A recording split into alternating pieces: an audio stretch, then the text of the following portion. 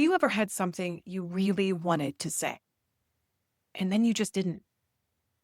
You replay it in your head, you feel it in your body, you know you're sitting on something important, that something isn't right. But when come face to face with the person who you need to say it to, it just doesn't come out. You might hear yourself say something like, I don't know. Oh, I don't know if it's that big a deal. I don't know. I'm probably just overreacting. Then the real conversation that needs to happen never happens. And if you're honest, you could probably think of something like that right now.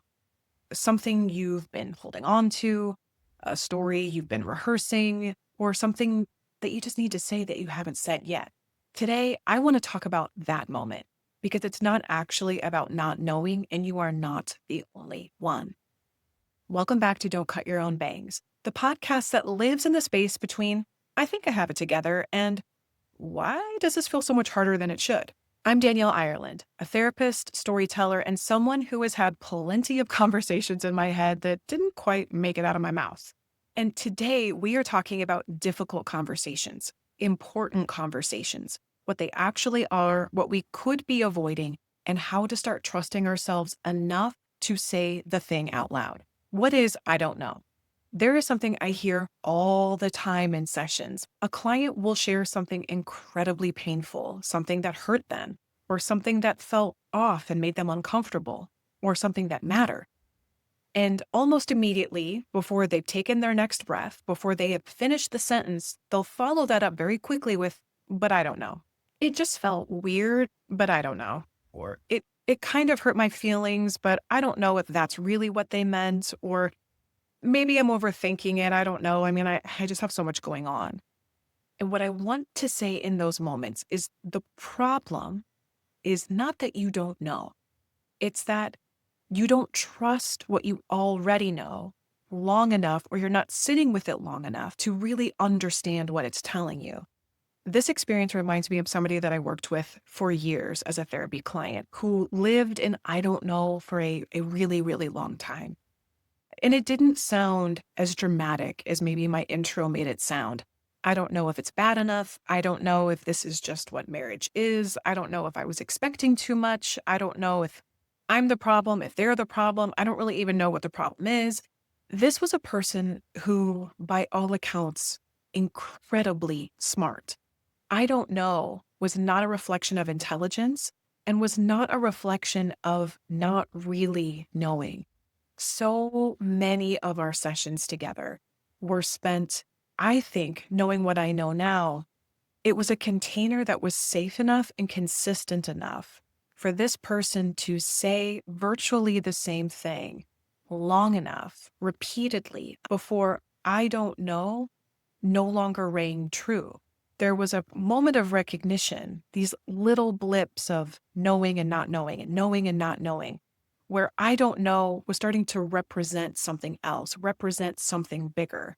And it was less, I don't know, from a place of confusion and lack of information, but it was, I don't know, from a place of, I don't think I'm ready to know what my truth is telling me. I don't think I'm ready to act on what I'm feeling.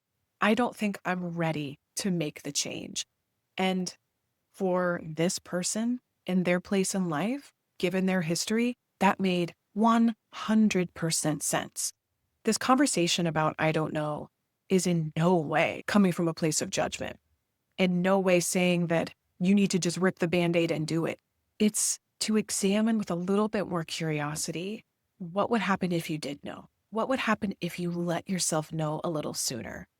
Because in the case of this client and in my own situations, times in my life where I have experienced this too, once I let myself know and I trust myself enough to act on that knowing, what comes after is often hard to face, but in the long run is ultimately in service of me and the relationship, the other person, saying and doing the hard thing. If it's hard in the moment, kicking it down the road isn't going to make it easier. But to bring it back to this client, what became so striking was that The information was there. The information of her experience, the feelings were there, the awareness was there, but the permission to know what that all meant was not there. When they finally let themselves know and not even really act on it, just know, everything shifted. And in no way do I mean that it was easy. It just meant that it became clear. A side note of what would be the benefit of clarity? Why work so hard to get the clarity to say the thing that, by all accounts, I don't want to say, I don't want to do, it's hard? Confusion. Living in a state of confusion is exhausting and it's draining. It's very different than being in the pursuit of knowledge and trying to learn. When we're in a state of learning and growth, if we think about the bell curve of we're being presented with new information and then we have to practice that information, and then the pressure starts to come down when it becomes less about holding, retaining, and gaining new information and more about it becoming integrated in our bodies. A great example is learning to drive. When you're learning to drive, you can probably remember that feeling of taking your driver's test and the first time you get out on the highway, how tight you're gripping your steering wheel and remembering all the things you're supposed to check, which now, if you're an adult, particularly if you're an adult with kids, I'm somehow able to, and I'm not promoting this by the way, but I can hand back snacks. I can almost create like a little toddler buffet behind me with one hand while also drinking coffee. And as I'm saying this, I'm recognizing that it probably isn't a smart and safe thing to do. So don't take this as an endorsement, but all that to say, the actual skills required to feel confident and safe behind the wheel of my car, it's so integrated and ingrained into me because it's practiced. And so when we're stuck in a state of confusion, emotional confusion, or I don't know mind, we are really in those beginning changes of change and growth, which is where the most effort is required of us.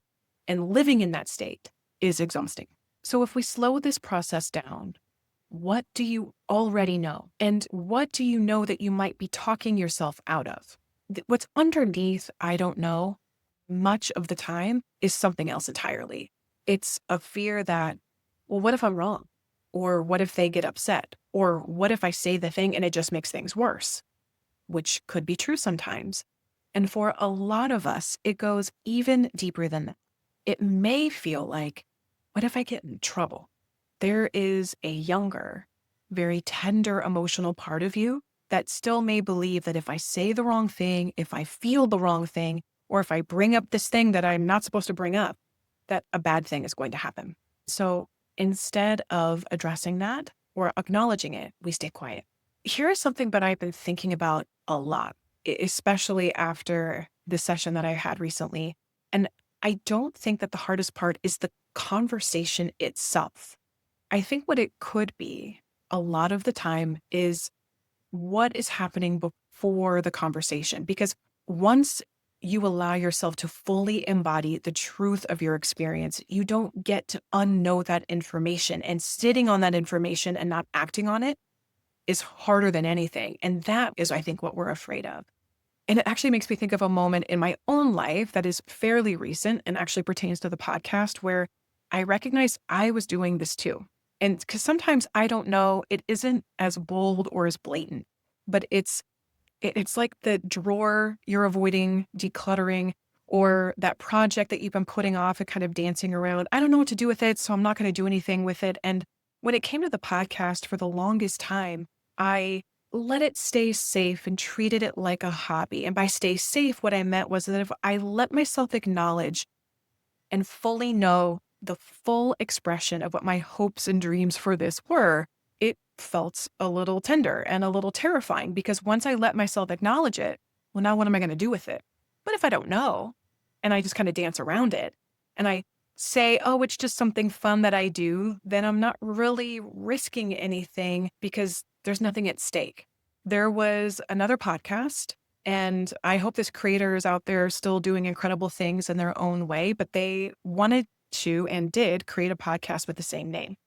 And it was brought to my attention, and it was a fork in the road moment where I had to decide, am I going to protect my intellectual property? Am I going to protect this brand and then do something with it? Or am I going to let this happen, let the chips fall where they may, and let this continue to be a creative outlet slash hobby? And I was sort of forced into knowing something that I wasn't entirely ready to admit. And sometimes that is the beautiful benefit of discomfort, is it pushes us into clarity. Because once I decided that I was going to protect this, that I was going to trademark and do all that attorney stuff, I came out on the other side with an attorney fee and a lot of clarity that, okay, girl, you can't unknow what you know now after this moment.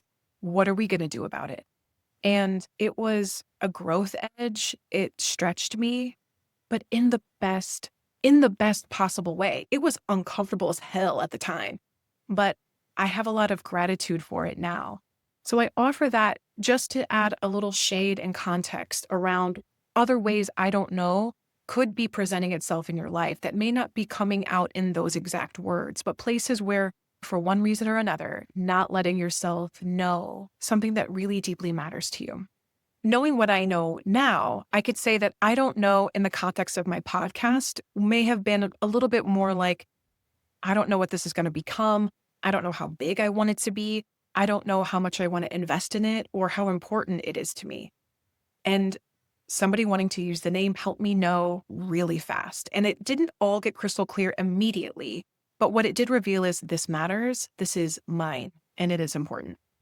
And that was not entirely new information, but the clarity, the undeniable clarity was new once I stopped avoiding what I already knew inside. Because once it's true, something has to change.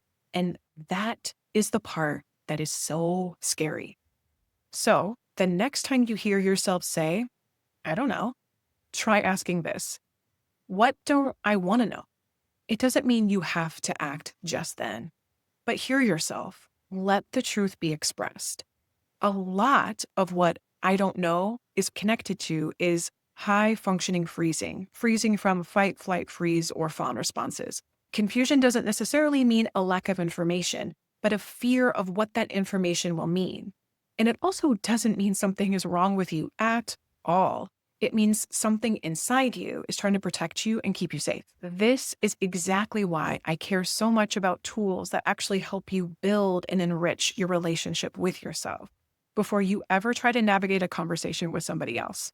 Because if you can't hear yourself, it's really hard to advocate for yourself. That is one of the reasons why I created the Treasure Journal. It's a 7-part guided journal to help you slow down, create space to process what you're feeling and hear your own thoughts more clearly.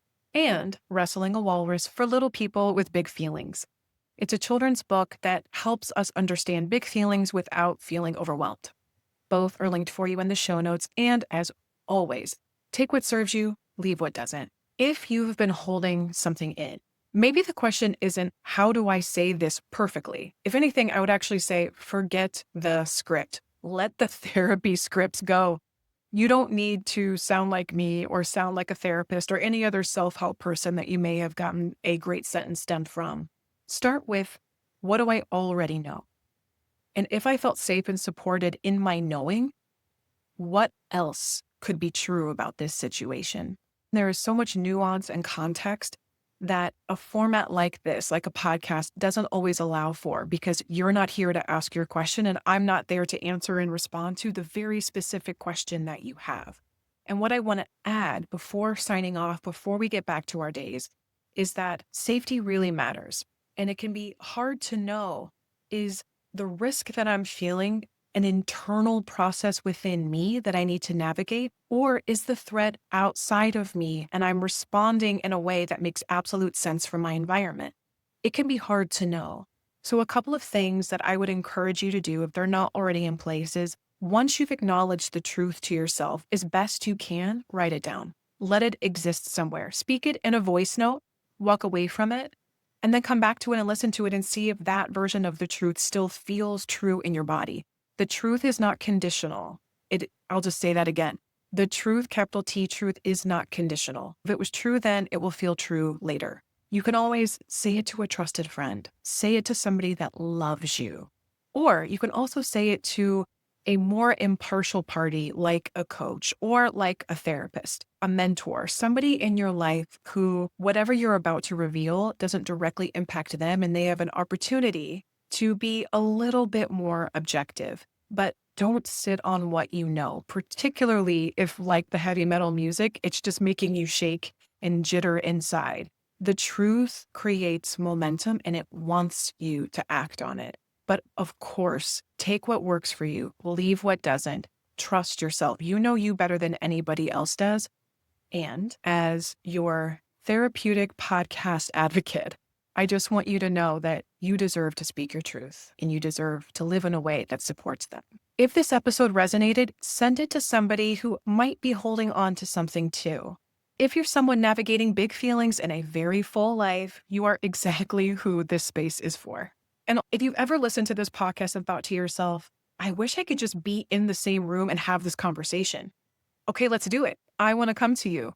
This work isn't just meant to live in your headphones while you're out on your hot girl walks. It's also meant to be experienced together. A real life version of this podcast, more laughter, more eye contact, a gentle reset in real life. If that is your company, your community, or your group, reach out to me. Email me at danielle@danielleireland.com. I would love to meet you there. See you next time. You don't need a perfect answer. You just need a better question. And in the meantime, don't cut your own legs.